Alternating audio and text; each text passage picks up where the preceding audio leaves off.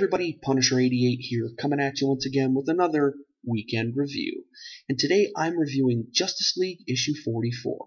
So, to those of you who watch my reviews, you guys know that I like to start with the cover first, so let's check it out. Now, right off the bat, yes, I love this cover. Why? Well, for starters, it's awesome. Second, Jason Fabok's artwork is amazing. And third, this scene right here really put the icing on the cake for me. Seeing Darkseid go toe-to-toe with the Anti-Monitor is awesome. So, from the cover alone, do I think this book's batting 1,000? Yeah, I do. But that's just the cover. Now it's time to get down to what I like to call the nitty-gritty. But before we do, I just want to take the time to mention to any new viewers out there or any new subscribers to my channel that if at any time during this review or any of my past reviews you guys notice that I look up and down at the camera quite a bit, or it sounds like I'm reading to you guys, the reason for that is I keep my notes in front of me. Why? Well, there's a couple reasons. The first one being, with the notes, I find it helps the review flow a lot smoother.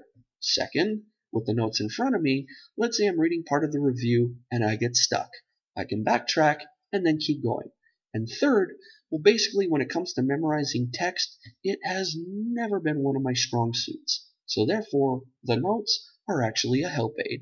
So if you guys are cool with that, awesome. We'll get through this review and we'll be on our merry way. Sound good? So let's get started. So, the Darkseid War continues to be a big and epic story. Featuring the big guns of the DC Universe, this should be the premier title, and it sure is looking that way. Jeff Johns is making this feel like a big DC Comics event that's being contained to a single title. Although, we will be getting some side stories coming later this month. This is exactly what we could want in a Justice League story. I mean, with these powerful characters, we want to see them pushed to their limits, and in a situation they wouldn't normally be able to breeze right through.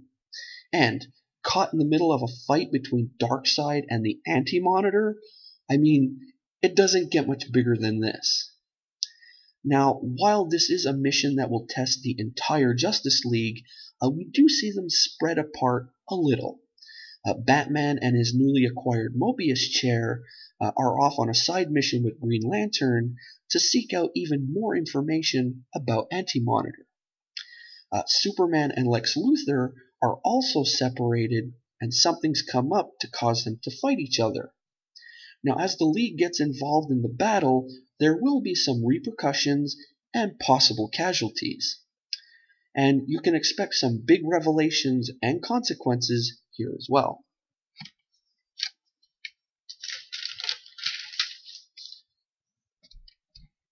Then there's Jason Fabok's art. With Brad Anderson on colors, I couldn't imagine this chapter drawn by anyone else. And I don't want to even try. It's that good. There's the struggle with each page as part of you wants to zip through to the next page, but the other part just wants to stop and stare at each panel. And trust me, after I read this, yeah, I found myself doing that quite a bit. Fabok nicely mixes up the action and perspective. He gives us some nice long shots as well as extreme close-ups of the characters. When the moment calls for it, he delivers some big and grand layouts that makes the action just explode off the page. It's amazing. You simply don't want the issue to end as you read through it. The Darkseid War continues to deliver great chapter after chapter. And in some ways, it feels like we're getting a nice and slow but steady build-up. Now, I have no idea how long this arc will last, and to be honest, I don't really care, because I just want to keep reading it, because it's that good. Now, each chapter cranks up the action just a little more, although in this issue, things appear to have escalated pretty darn quickly. Jeff Johns is giving us a big comic book event while keeping it contained to a single series, as I mentioned before. Jason Fabok's art is incredible, and Brad Anderson's colors are most impressive. This book is carving out its own path in the DCU, and you can easily dive in and become submersed into the story and action.